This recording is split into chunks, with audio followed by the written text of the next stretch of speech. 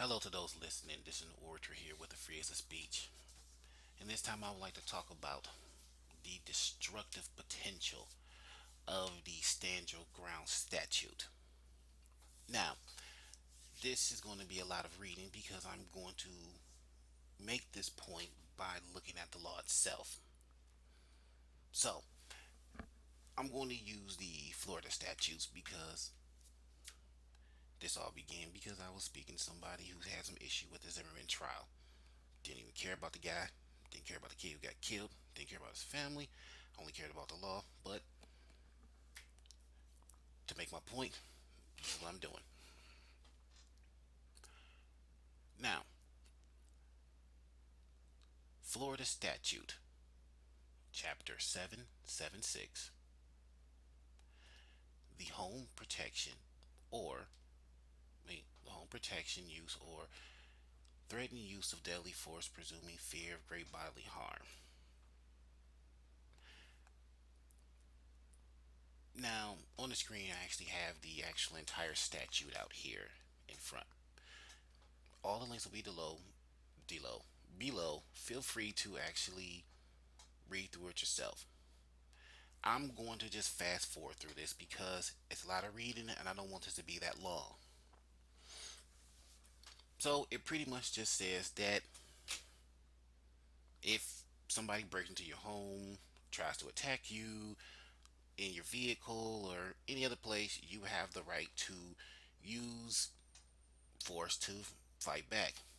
Nothing big or critical about that. It's basic. It's already enshrined in the self defense laws that are already on the books before this was even considered. Now, all that is well and good, but I'm going to go down to the third section and I'm going to read off the first part of it because there's where you start seeing the difference between these inherent original self defense laws versus these alternations. And it states that a person who is attacked in his or her dwelling, residence, or vehicle has no duty to retreat and has the right to stand his or her ground and use or threaten to use force, including deadly force, if he or she uses or threatens to use force in accordance with 776.012.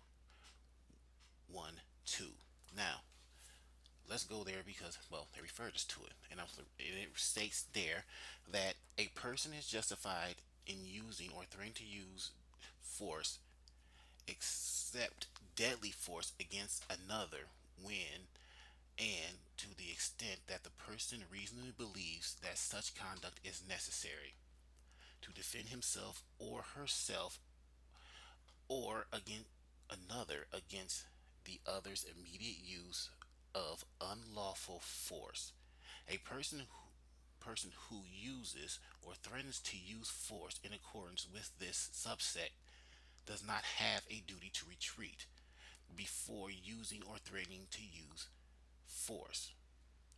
A person is justified in using or threatening to use deadly force if he or she reasonably believes that using or threatening to use such force is necessary to prevent immediate death or forceful felony.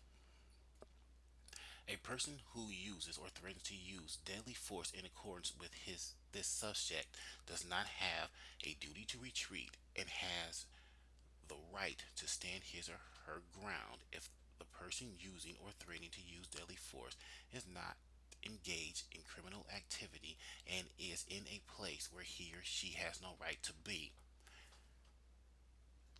Now, before I make a comment on this, I want to go over to the legal definition of the duty to retreat.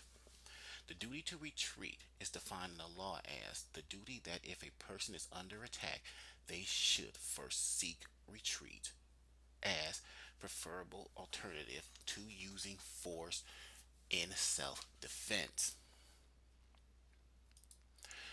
Now, the duty to retreat does more than just say not to use force. It says that it should be used as a reasonable alternative. saying that there's a situation when a person cannot retreat. But as you read in this statute, it pretty much plainly states that it's not if a person's committing a crime. It's not if a person is threatening you. It is a person's belief that they have to use deadly force. That is what makes it dangerous. See, you can believe that a banana is an orange, but it's not going to make a banana become an orange. You can believe gravity doesn't exist, but it ain't going to make you float into the sky. And in the last part where it says that the deadly force is not engaged in criminal activity and is in a place where he or she has no right to be, how do you know if you're going to attempt to do something like this if that person is where they should be? You don't know. You just believe that person shouldn't be there. You believe that person is a threat. That means you are now then going to use deadly force. That's dangerous. But I'm going to go back to the statute again, and it says that, and to get more clarification, it says 776.013. So now I'm going to go to this area. I'm going to read this statute. Use or threatened use of force in defense of property. A person is justified in using or threatening to use force, except deadly force against another when and to the extent that the person reasonably believes that such conduct is necessary to prevent or terminate the other's trespassing on or the other's tortious or criminal interference with either real property or then the a dwelling or personal property. Okay, I'm just going to stop here. This is just pretty much talking about being able to defend your property. This is just the castle doctrine. The castle doctrine has always existed. The castle doctrine has been a part of self-defense law since forever. If somebody's engaging in criminal activities on your property or doing something illegal and you want them to leave, you can use deadly force if necessary. But because we're talking about property, in most of these situations, you will be indoors where you can call the proper authorities to get rid of them. But if necessary, you can use deadly force in those situations. That's, again, castle doctrine already a part of self-defense law. Not necessary to create a new law to actually do what it already is doing. Now, before I go into 776.012, let me reiterate the duty to retreat. The duty that if a person is under attack, they should first seek retreat as preferred alternative to using force to act in self-defense. Now, when I go now, I'm going to read 776.012. Use or threatened use of force in defense of person. A person is justified in using or threatening to use force, except deadly force against another when and to the extent that the person reasonably believes that such conduct is necessary to defend himself or herself or another against imminent use of unlawful force. A person who uses or threatens to use force in addition in accordance with this subsection does not have a duty to retreat before using or threatening to use force. 2. A person is justified in using or threatening to use deadly force if he or she reasonably believes that using or threatening to use such force is necessary to prevent imminent death or great bodily harm to himself or herself or another, or to prevent the immediate commission of a forceful felony.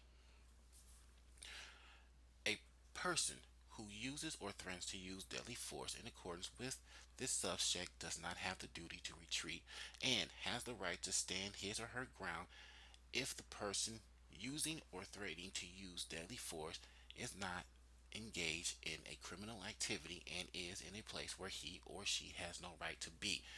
And this in here lies a problem. And it most definitely lies in the last sentence. Because it says that you can use deadly force against people who are not engaged in criminal activities.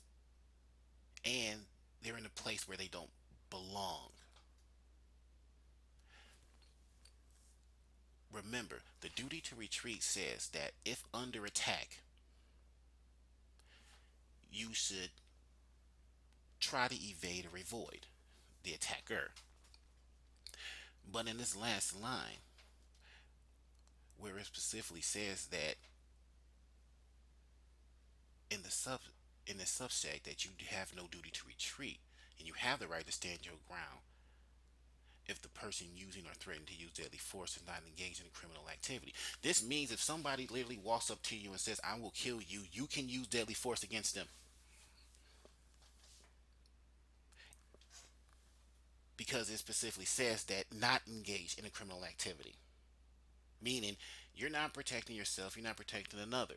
If somebody's literally saying something to, I don't know, maybe it's a couple just having some end of the relationship blowout fighting. If you've ever been in one of those or ever seen one of those, you know those get really heated and those people be going off the walls with the crap they're saying. They're not engaged in criminal activity, but they're threatening.